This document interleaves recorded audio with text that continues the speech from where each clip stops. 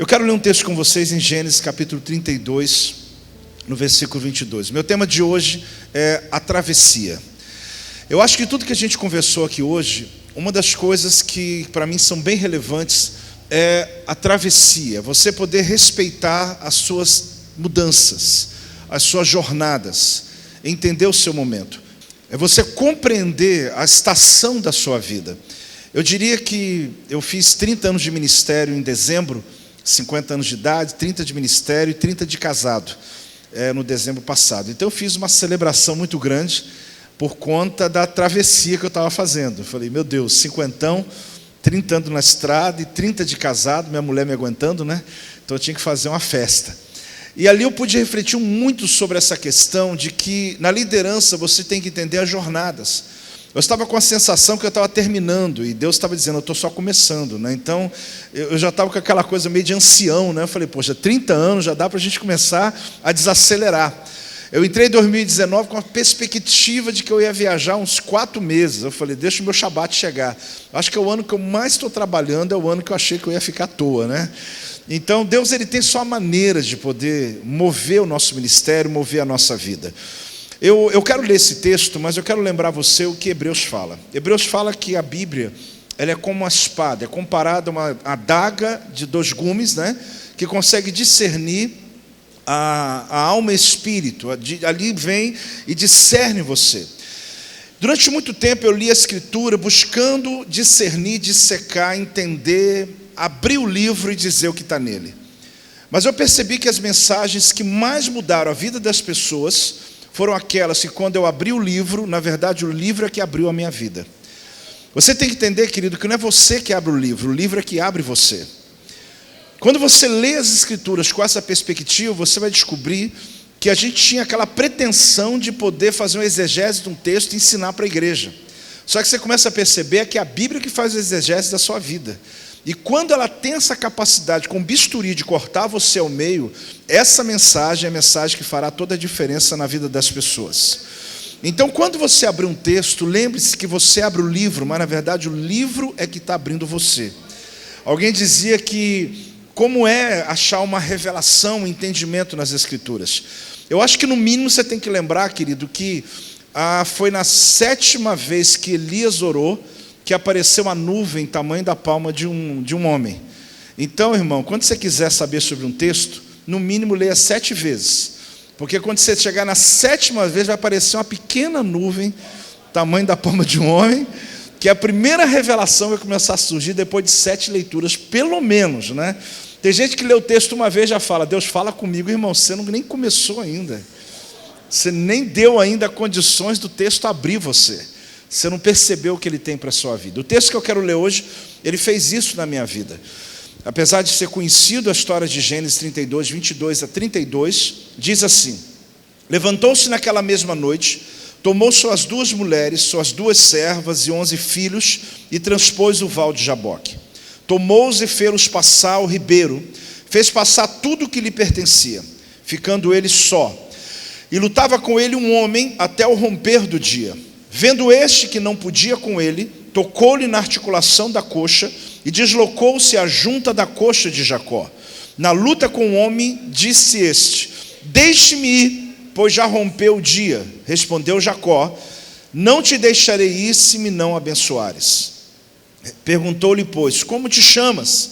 Ele respondeu, Jacó. Então disse: já não te chamarás Jacó, e sim Israel, pois como príncipe lutaste com Deus e com os homens e prevaleceste. Tornou Jacó: dize, rogo-te, como te chamas? Respondeu ele: por que perguntas pelo meu nome? E o abençoou ali. Aquele lugar chamou Jacó Peniel, pois disse: vi a Deus face a face, e a minha vida foi salva. Nasceu-lhe o sol quando ele atravessava Peniel, e manquejava de uma coxa. Por isso os filhos de Israel não comem até hoje o nervo do quadril, na articulação da coxa, porque o homem tocou no nervo ciático, na articulação da coxa de Jacó, no nervo do quadril. Amado, eu falo sobre esse texto baseado na travessia que Jacó teve que passar na sua vida. Você vai descobrir, querido, que pelo menos por 3 vezes Nesse ambiente que Jacó viveu, ele teve que fazer uma travessia na sua rota, na sua jornada, no seu caminho ministerial. A primeira travessia aconteceu que foi através de um sonho. A segunda foi uma visão aberta. E a terceira foi o toque de um anjo. A primeira vez ele sonhou com anjos. A segunda vez ele viu anjos. A terceira vez ele foi tocado pelos anjos. Talvez você veio a esse treinamento e você tem sonhado com algumas coisas. Deus, no mínimo, vai levar você a ter visão aberta daquilo que era apenas um sonho. Talvez você já chegou no nível de ter uma visão aberta, você já consegue enxergar, você faz uma tela mental na próxima década e fala, eu me encontro em tal situação, eu vejo, eu sinto, Deus vai me usar, mas você precisa do toque, precisa da realidade, de realmente ver acontecer aquilo que só está na sua visão, nos seus sonhos. Por isso esse tema, querido, ele tem a ver com a nossa realidade, é entender em qual momento da sua vida você está. E perceber que quando você não atravessa, você será empurrado. Então fala para o teu irmão, se você não atravessar, será empurrado. Fala para ele aí. Por isso que você tem que prestar atenção na sua trajetória, porque às vezes aquilo que você está chamando do inimigo não é o inimigo, é Deus que está levando você para o outro lado, para te mostrar o que tem lá, para levar você para essa próxima jornada. A primeira travessia de Jacó, querido, aconteceu em Gênesis 28, 12. Gênesis capítulo 28, versículo 12, diz assim: E sonhou, exposta na terra uma escada, cujo topo atingiu o céu. E os anjos de Deus subiam, e a Bíblia fala, e desciam por ela. Esse texto de Gênesis 28, 12, não esperei você abrir, mas se quiser anotar, olhar de novo, pode olhar.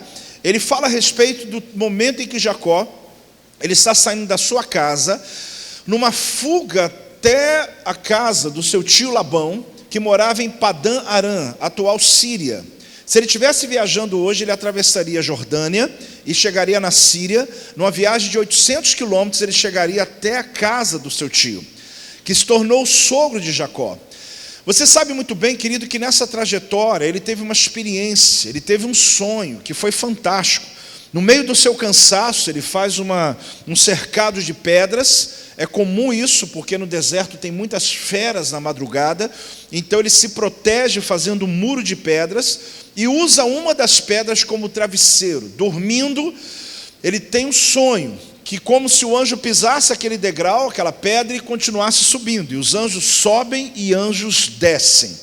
O fato, querido, é que quando você se expõe a esse texto e deixa ele abrir você, e começa a entender a cultura hebraica, esse entendimento da época, você vai lembrar de uma coisa: o mundo espiritual obedece territórios. Você pode repetir? O mundo espiritual.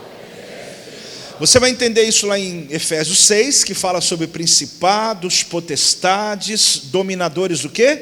Territoriais. Você vai entender em Daniel 10, quando fala que o príncipe da Pérsia, olha, o príncipe da Grécia. Por que tem essas nomenclaturas? Porque o mundo espiritual, querido, ele trabalha em territórios. Não se invade territórios no mundo espiritual. Se pede permissão para chegar em lugares. Ou você acha que quando você faz aquela viagem para o interior e você tem tanta visão, tanta criatividade, é só porque você está descansando? É porque o demônio daquela cidade não te conheceu até aquele momento ainda. Mas depois de 2 dias já te achou, já era. Porque a batalha que você tem na tua cidade é tão intensa que a tua saída de território te dá uma luz, te dá um entendimento. E você acha, meu Deus, é porque eu saí da cidade. Não é só isso, é o mundo espiritual lá que não é a sua batalha. Quem está aí, dá amém aí para mim, dá um amém. O mundo espiritual obedece territórios. Quando na verdade anjos sobem, aí você diz, eu não sei, eu nunca vi isso não, mas calma e espera a mensagem inteira. Quando anjos sobem, outros anjos descem. Não são os mesmos que subiram, os mesmos que desceram. Porque Jacó estava atravessando um território, hoje é a Síria, mas o território de Padã Arã. Ele estava atravessando uma fronteira. Ao atravessar uma fronteira, você está tendo uma travessia na tua vida. Toda vez que você está numa travessia na tua vida, Deus aumenta a sua autoridade no reino espiritual. Deus libera anjos específicos para o nível de batalha que você vai entrar. Você está olhando com essa cara de incrédulo, mas dá uma melhorada e fala um amém em nome de Jesus. Você já vai entender tudo isso daqui a pouco. Quando Jacó, então, ele está atravessando para Padã Arã, anjos sobem, outros anjos descem. Ele entra agora numa trajetória da vida dele de sobrevivência. Mas a bênção de Deus estava sobre ele. Por quê? Toda vez que Deus lhe dá uma promessa, Ele libera anjos sobre a tua vida para poder consolidar aquela promessa. Ele manda anjos por causa do caráter dele. Então Ele quer que aquela palavra se cumpra. Jacó recebeu uma promessa a ponto dele dizer: se o Senhor me abençoar nesse nível, eu trago a 10ª parte de tudo que eu ganhar na minha existência para o Senhor. Ele faz esse voto com Deus e segue viagem. Quando ele chega em Padã Arã, você se lembra que ele trabalha 7 anos, depois mais 7 anos para se casar com Raquel, se casa com Lia, mais 7 anos até se casar com Raquel. Ao final de 20 para 21 anos, o Deus de Betel, ou seja, o Senhor que ele fez uma aliança lá em Betel, vem até ele. Só que Jacó ressignificava lugares. Quando ele teve aquela visão em Betel, e na verdade a cidade chamava Luz, ele deu nome na cidade de agora Betel, porque ele sempre ressignificou lugares antigos recebendo novos nomes. Aprenda isso na tua vida, que quando você ressignifica lugares e pessoas, você muda o destino daquele ambiente. É interessante que Jacó, ele traz o nome então de Betel, que, só uma parte aqui de 1 minuto, Betel era a resposta a Babel. É uma proposta que eu devo ter falado ano passado, aqui inclusive no treinamento de vocês, que Babel representa um projeto ligado a Nimrod, um grande caçador, que criou uma estrutura baseada em uma necessidade. Se vier um próximo dilúvio, vocês não vão afogar mais, porque nós vamos fazer uma torre tão alta que nós não vamos ter problema com esse dilúvio. Proposta absurda, mas se não houver uma proposta coerente, quem tiver resposta ao caos vai governar. E não importa o absurdo que seja.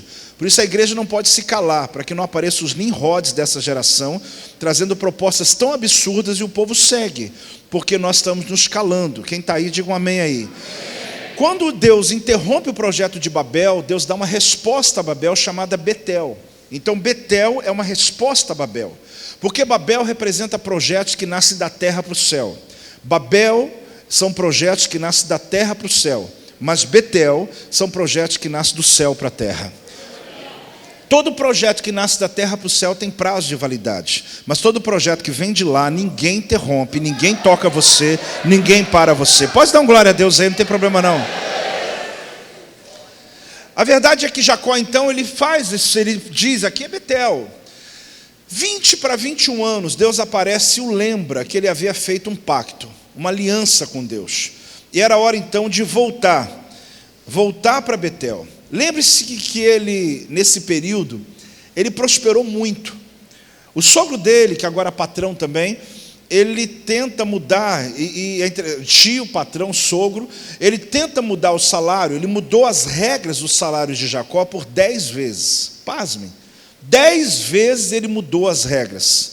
E todas as mudanças ocorridas, Jacó continuou prosperando. Porque eu e você já sabemos de uma coisa, a bênção não está em lugares, está em pessoas. A gente já descobriu isso na nossa história, já descobriu isso na vida de tanta gente, que a gente vai em lugares onde muita gente escolhe caminhos e não sabe que a bênção está sobre você, e você vai prosperar dentro do território que você foi chamado. Então não existe lugar difícil, tem a gente fora do propósito, não é? Se você está dentro de um propósito, o que chama de difícil se torna realizável, porque você está exatamente dentro do chamado. Você não lembra daquela história de Abraão e Ló? Abraão chegou a hora que ele não podia mais carregar Ló com ele. Até porque quando Ló foi embora, Deus veio. Você pode olhar no texto. Ló vai e Deus fala com Abraão. Tem gente que tem que entender que tem gente que tem que ir para Deus vir. Não tem como, né? É importante você entender isso na tua vida. Que Deus está muito tempo sem falar com você, porque tem gente que tem que ir, para Deus poder voltar. E quando Deus fala com Abraão, Deus fala, deixa Ló escolher. E Ló escolhe o caminho. O resumo da ópera é que Ló escolheu o caminho das águas. É um caminho próspero, um caminho que mostrava proeminência, ia ser tremendo. Só que Ló faz parte de uma geração, querido, que escolhe um caminho. E Abraão, ele falou, já que você escolhe para cá, ele escolheu o avesso.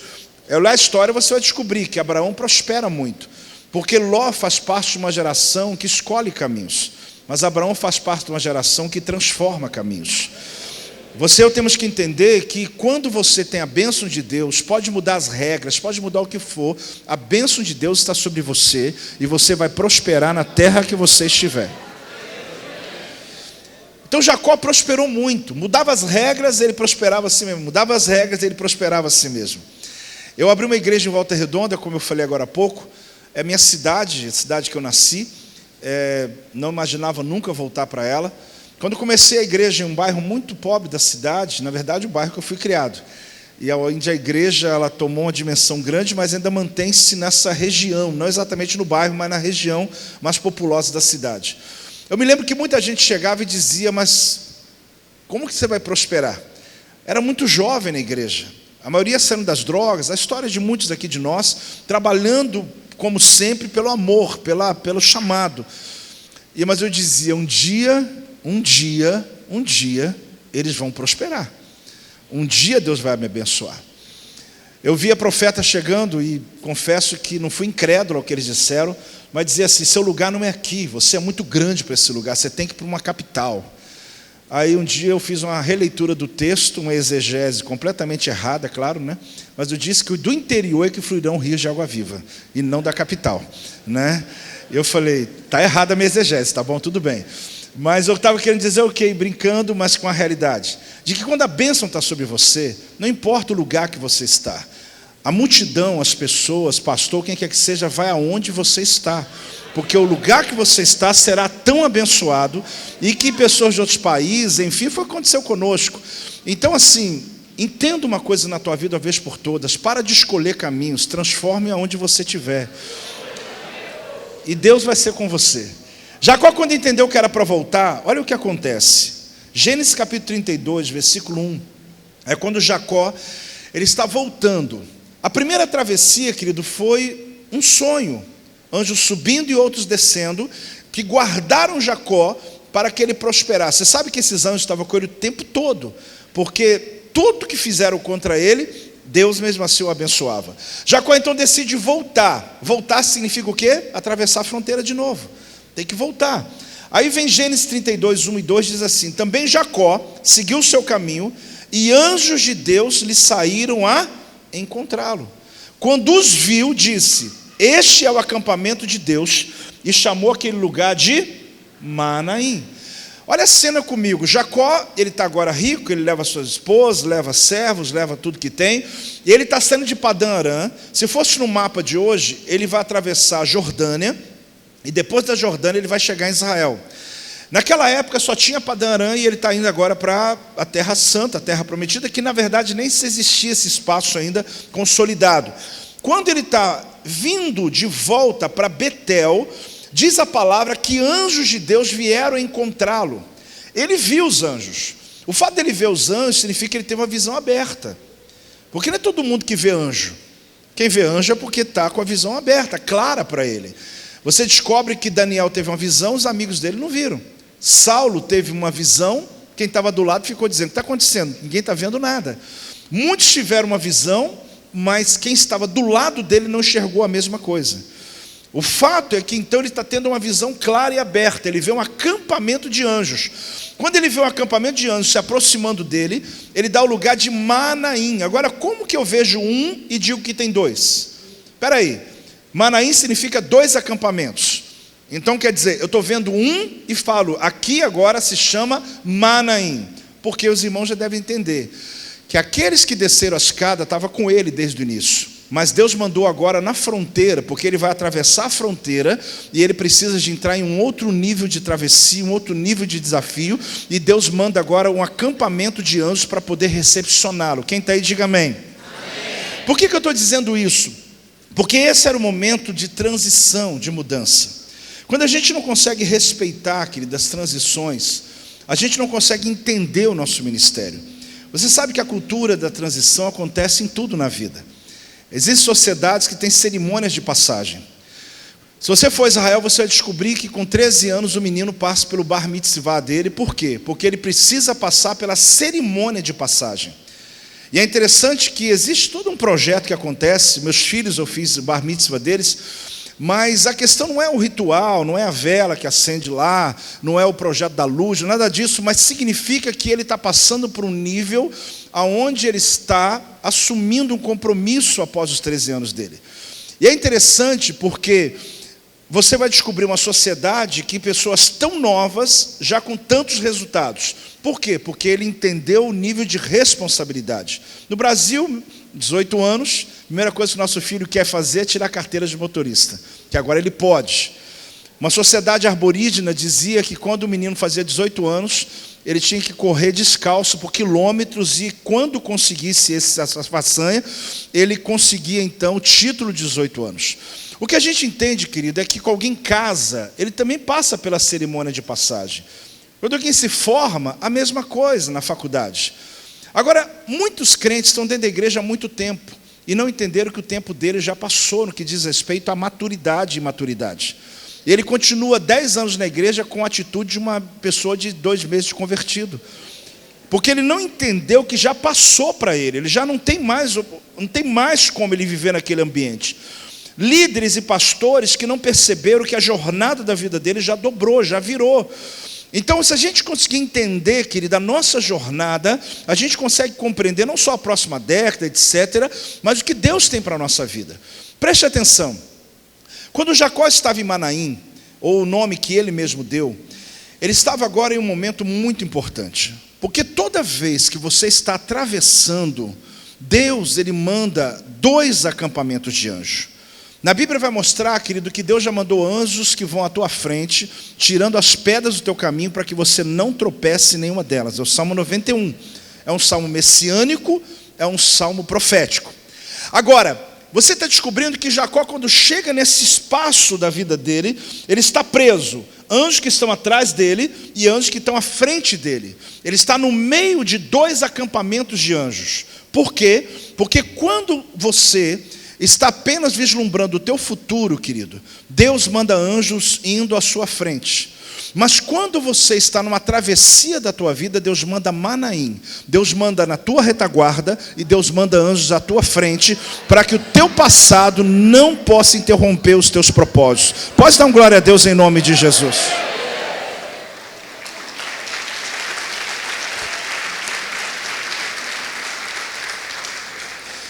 Então entenda uma coisa, quando Jacó, ele dá o nome de Manaim, ele está denunciando o quê? Eu estou vendo 2 acampamentos. Tem 2 acampamentos. Senão ele falava que era Manaim, não Manaim.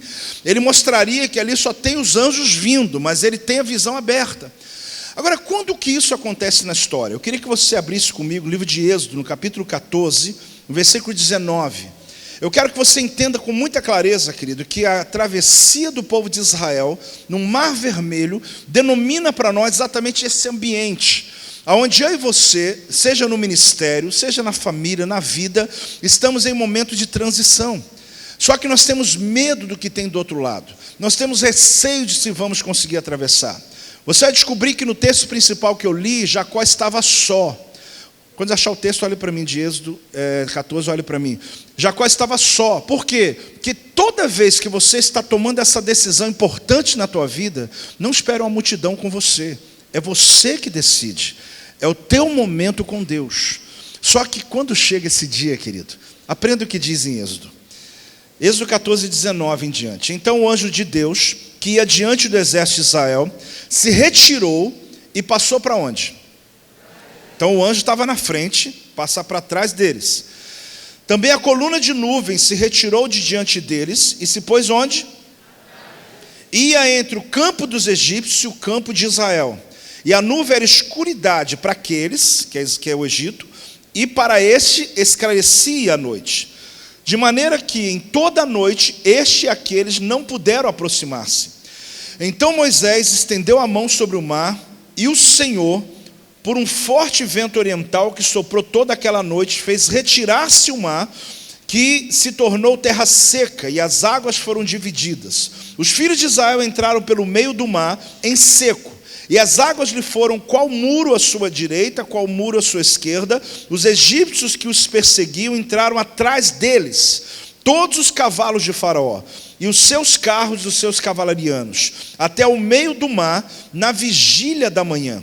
O Senhor, na coluna de fogo e a nuvem, viu o acampamento dos egípcios e o alvorotou, e o acampamento dos egípcios emperrou-lhe as rodas dos carros e fê-los andar dificultosamente. Então disseram os egípcios: fujamos da presença de Israel, porque o Senhor peleja por eles contra os egípcios. Preste atenção numa coisa: o povo está indo agora atravessar.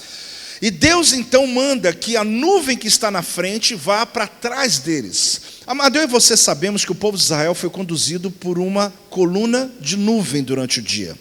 E quando chegava a noite, uma coluna de fogo. As duas se encontravam? Não, nunca. Por quê? Porque quando amanhecia, a nuvem subia, a de fogo descia. Elas não se encontravam por ter propósitos diferentes. Só que quando se trata de uma travessia, Deus manda as duas de uma só vez. O que você e eu temos que entender, querido, que Deus respalda a sua decisão. Deus respalda o momento que você está exatamente indo para uma nova jornada da sua vida. Ali você descobre que a coluna que está aqui na frente, ela de dia, ela traz sombra e direção. Quando ela vai para trás e anoitece, ela vira uma escuridão, porque não foi feita para ficar de dia. Quando o Egito olhava, a Bíblia fala que ficava tudo escuro, porque o Egito é o passado. Toda vez que você está tomando uma decisão importante no teu ministério, o teu passado se aproxima. Mas quando ele olha para você, está tudo escuro, porque ele não enxerga o teu passado. Ele não consegue entender mais a sua vida, ele não te vê. Simplesmente o teu passado não enxerga. Só que a Bíblia diz que a coluna de fogo foi para frente. Ela desceu.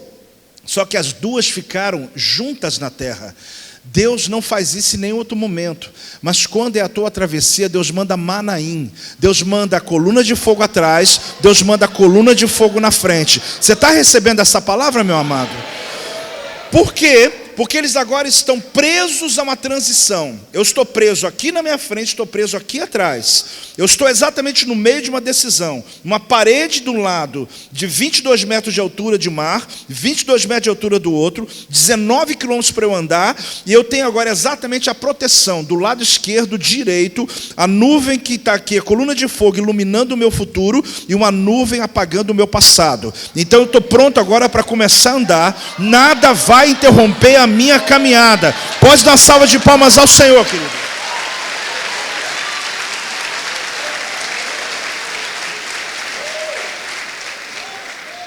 Deus, quando pega esse paredão, pega a coluna de fogo, pega a coluna de nuvem, colocou tudo dentro da gente, é o Espírito Santo. Ali Deus já estava dizendo como o Espírito Santo direciona a tua vida. Enquanto você estiver nele, o teu futuro vai ser brilhante e o teu passado vai ser apagado. Não tem jeito. Quando o passado se apresenta, ele não consegue enxergar nada. O Egito não via nada. Só que quando eles terminam a travessia, olha que tremendo. Por que Deus mandou Manaim, 2 colunas? Por que Deus mandou para Jacó 2 acampamentos? Porque se trata de uma transição. Se trata de uma travessia. Esse é o momento que Deus está contigo, na sua retaguarda e à sua frente. Só que quando eles terminaram de atravessar o Mar Vermelho, querido, Deus fechou o mar. E é lógico que você vai dizer glória a Deus, porque ninguém do Egito mais pode chegar até onde eles estão. Irmãos, eu não quero dizer que não seja isso. Mas não pense que Deus fechou o mar porque o Egito não podia atravessar só. Deus fechou o mar para que o povo não pudesse voltar mais. O que eu e você temos que entender é que o grande projeto de Deus de fechar as portas que estão atrás de você é para que você não queira mais voltar de onde você saiu. Pode dar um glória a Deus agora, pode dar uma salva de palmas, dá uma aleluia em nome de Jesus.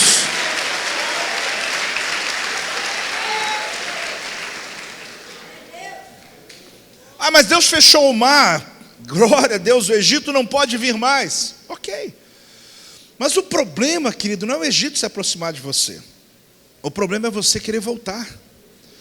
Então para de fazer campanha, fazer oração para Deus abrir essa porta que Ele mesmo fechou.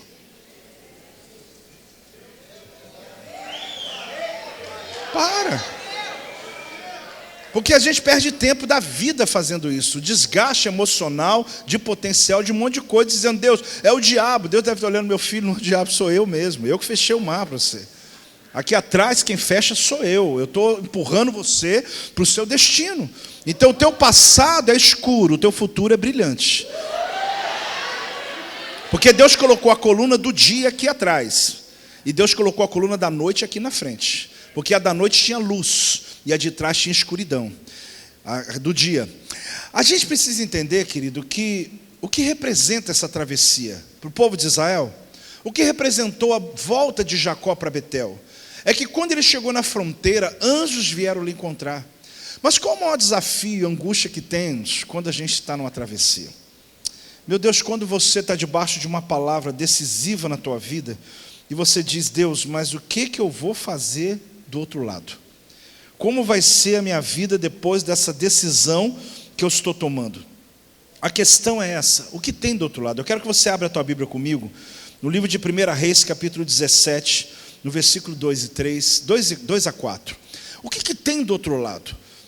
As decisões que eu tive que tomar no meu ministério, em momentos decisivos, que estava literalmente só, depois de estar com a igreja toda, com a minha equipe, mas na hora de decidir era eu. Eu confesso que a minha grande pergunta é: Senhor, mas depois que eu atravessar aqui, o que vai ter aqui do outro lado?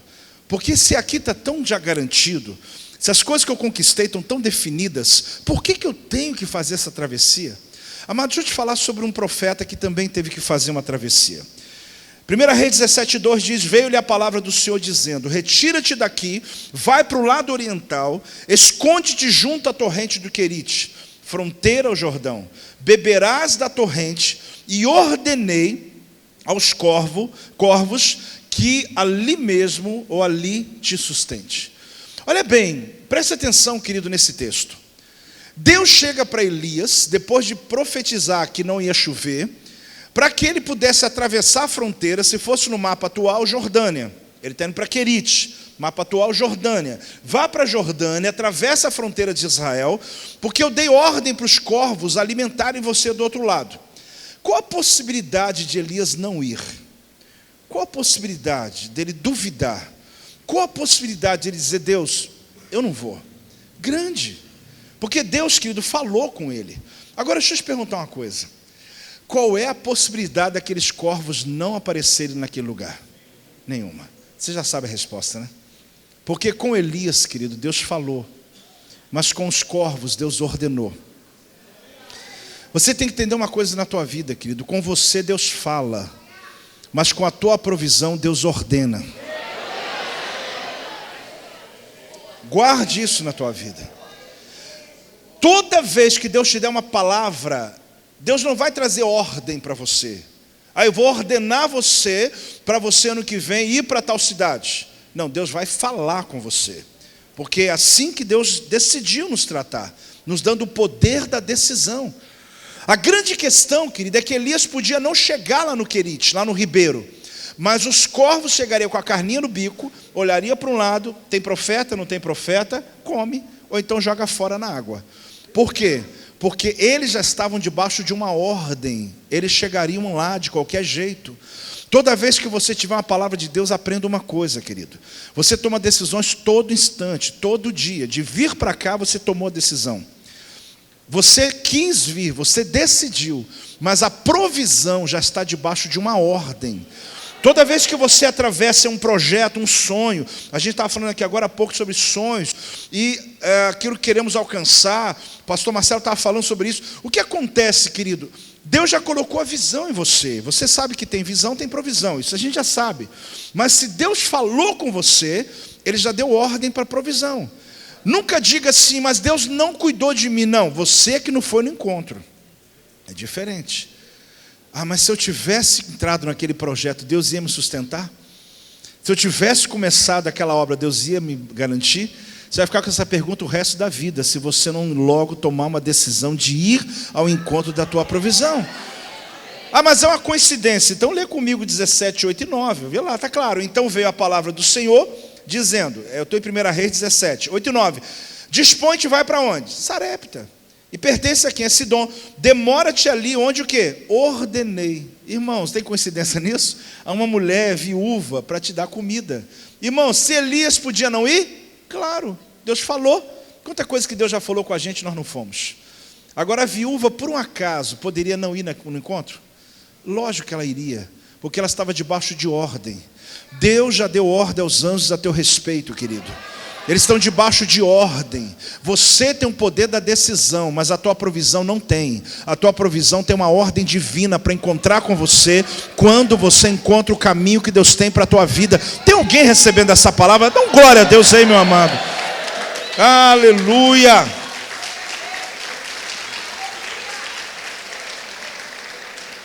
Mas o que acontece é que quando Jacó ele atravessa para o outro lado, ele continua a trajetória dele.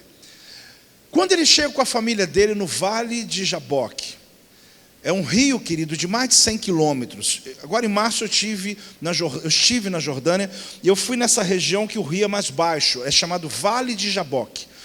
E dá para atravessar sem afundar, então é o lugar onde Jacó atravessou. Esse lugar, claro, ele está dentro da Jordânia, a 40 minutos a pé a gente chega na fronteira. Então Jacó novamente ele está numa fronteira. Quando ele chega na fronteira, ele atravessa a família inteira, atravessa o pertence, atravessa tudo que ele pôde. Quando ele deixou a família do lado de cá, Jacó voltou. E ele começa agora a pegar aquilo que ele ainda pode atravessar para essa nova jornada da vida dele. Quando ele volta, um homem pega no braço dele, um homem segura Jacó. Nós já sabemos que é um anjo, mas até então a Bíblia não fala que é anjo, a Bíblia fala que é um homem. A Bíblia fala, querido, que Jacó e esse homem entram numa batalha, a noite toda. É a batalha da noite. Se você entrar nessa plataforma, o tema dessa mensagem chama Batalha da Noite nessa plataforma. Ele tem uma batalha da noite, como todos nós passamos. É a decisão da nossa vida. A gente sabe que ao romper da aurora vem a resposta de Deus. Mas a grande questão é que existe uma batalha da noite. A gente sabe que o choro pode durar uma noite. A alegria se apresenta de manhã. Porque o choro, querido, é hóspede. A alegria é residente da sua casa. Você está hospedando alguém na tua casa, só tem um quarto a mais, você pede teu filho para dormir na tia. E o hóspede fica no quarto dele. Quando chega pela manhã, o hóspede adorou o café da manhã e sentiu de Deus ficar mais 4 dias na tua casa.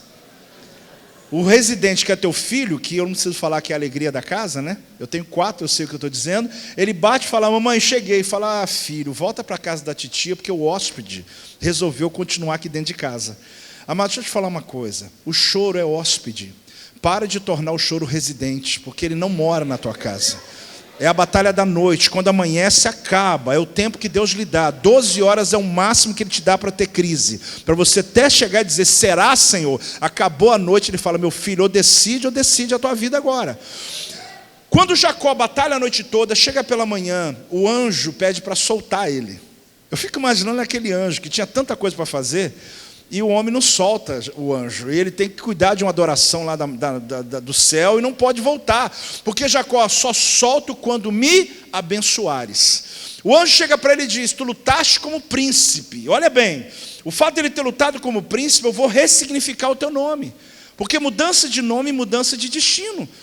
E ali então diz para ele, você vai se chamar Israel, porque como príncipe você lutou. Preste atenção, querido. Quando o anjo chega para ele e o chama de Israel, o anjo poderia ter aproveitado que ele veio do céu com a palavra de transformação, e ele mesmo ia dizer para o Vale de Jaboque, e esse rio vai se chamar Peniel. Irmãos, o anjo mudou só o nome de Jacó para Israel, e não mexeu em mais nada. Depois, quando Jacó, agora Israel, olhou para Peniel, olhou para Jaboque e disse, e esse rio vai se chamar Peniel, porque Deus mudou o nome de Jacó, mas foi Jacó que mudou o nome do rio, porque Deus mudou, foi você, mas você é que muda o seu ambiente. Entenda uma coisa que eu vou lhe falar, querido. Deus já fez o maior milagre mudando Jacó para Israel. Deus poderia ter mudado logo para Peniel também, mas Deus não precisa intervir na natureza fora. Deus, quando interferiu na sua natureza interna, Ele não precisa mais interferir na tua natureza externa. Porque uma vez que tudo que vai mudar em você, porque nada muda fora de você, sem primeiro mudar dentro de você.